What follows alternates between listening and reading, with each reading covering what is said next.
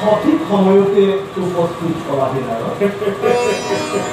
যুগমায়াৰ দ্বাৰা মোৰ জগতমুখী ইচ্ছা সমাধা অৱযোগী ধানৰ ভূমিত কলখন দি মহাভাৰ সৃষ্টি কৰিছে। সেই ভাৰ হৰণৰ সময়ত তোমাৰ দিব্যবীণাবাই সমস্ত পৃথিৱী এবাৰ ভ্ৰমণ কৰিব লাগিব। মনত থাকে যেন প্ৰভু মই যন্ত্ৰী তুমি যন্ত্ৰ।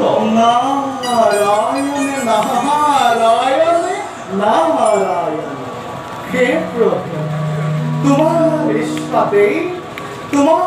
ইচ্ছাতেই সমস্ত বিশ্ব ব্ৰহ্মাণ্ডৰ মাজতে তোমাৰেই গুণানুকীৰ্তন কৰি ঘূৰি ফুৰিছো যেতিয়া প্ৰভু মই যন্ত্ৰই সঁচা নাৰায়ণ।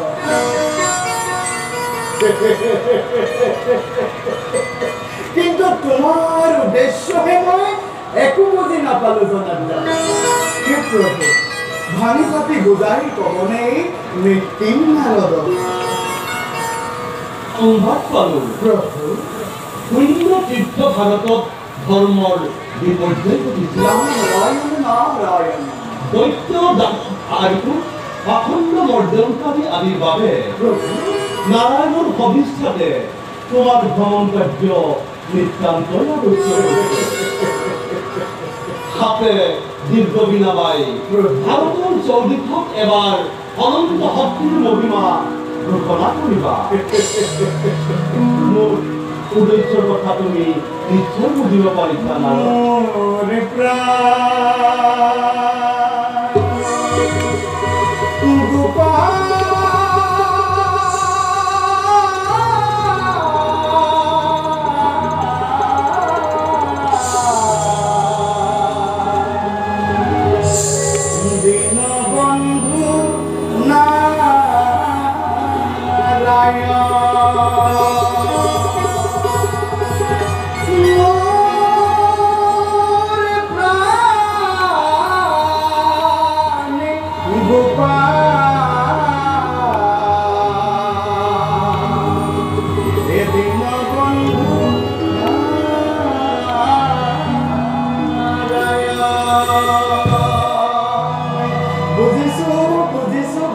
প্ৰভু নাই আৰু মনত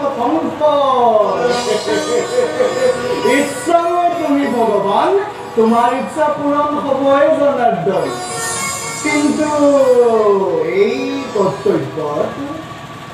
কৰ্তব্যত কেৱল ময়েই যাব লাগিব নে আন কোনোবাও যাব লাগিব জনাৰ্দন?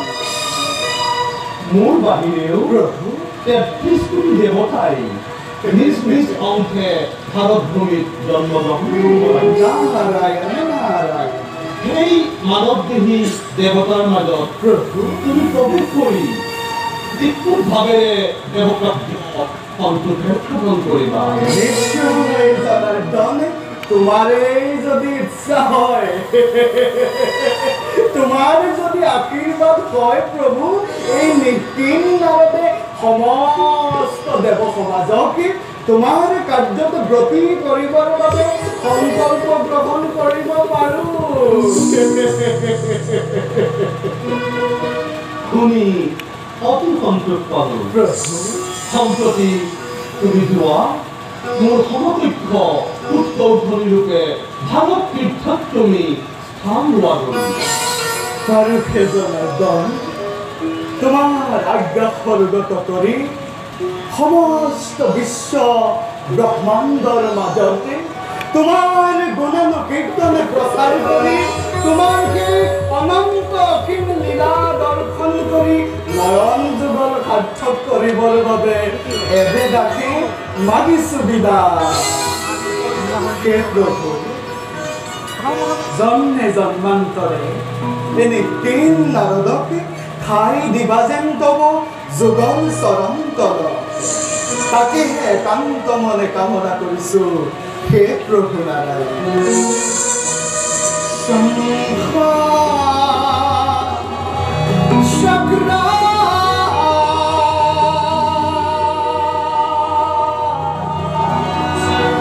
ধৰা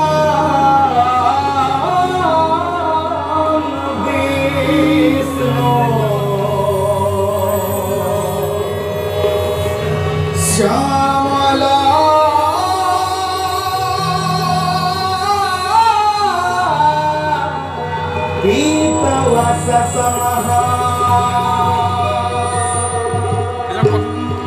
স্পিকাৰ লাইছে